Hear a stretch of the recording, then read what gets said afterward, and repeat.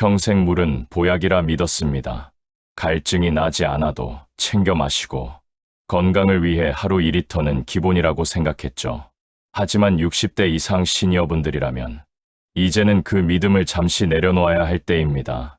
오히려 건강을 망치는 독이 될 수 있으니까요. 여기 67세 박순옥 어르신 가명의 사연이 있습니다.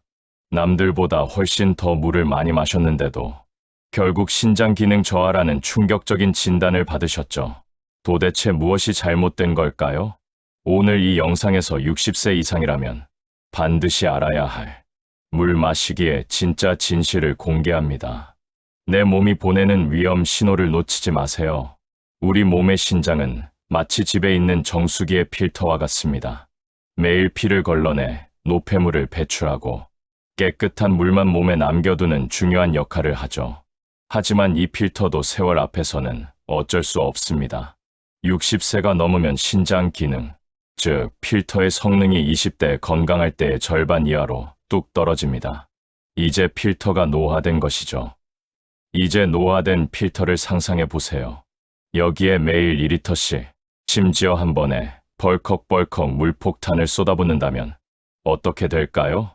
필터는 물을 제대로 걸러내지 못하고 오히려 망가져 버립니다.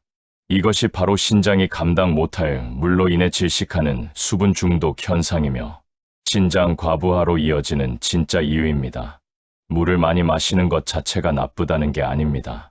문제는 내 신장의 상태를 무시하고 무작정 마시는 양이 아니라 어떻게, 언제 마시느냐는 것입니다. 그렇다면 내 소중한 신장을 살리면서 물을 올바르게 마시는 방법은 무엇일까요? 지금부터 60세 이상이라면 반드시 알아야 할 3가지 황금 원칙을 알려드립니다. 첫 번째 원칙은 바로 양보다 횟수입니다.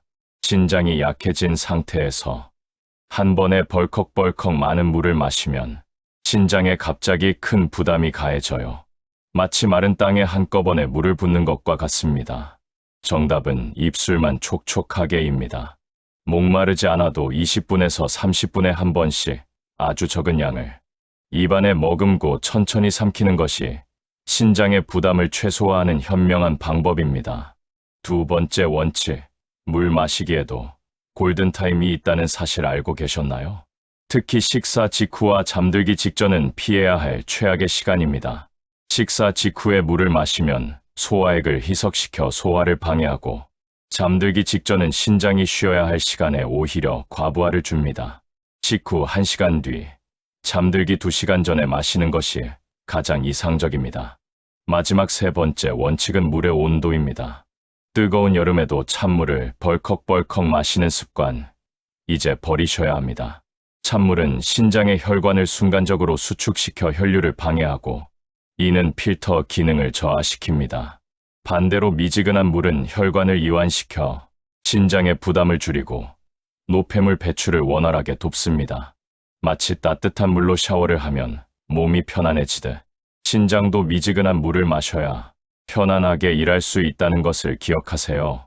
그동안 건강을 위해 억지로라도 물을 챙겨 드셨던 그 마음, 제가 잘 알고 있습니다. 자식들에게 짐이 되지 않으려고 조금이라도 더 건강하게 곁에 있어 주려 노력하신 거잖아요. 방법이 조금 잘못되었을 뿐 건강해지고 싶다는 어르신의 노력은 결코 헛되지 않았습니다.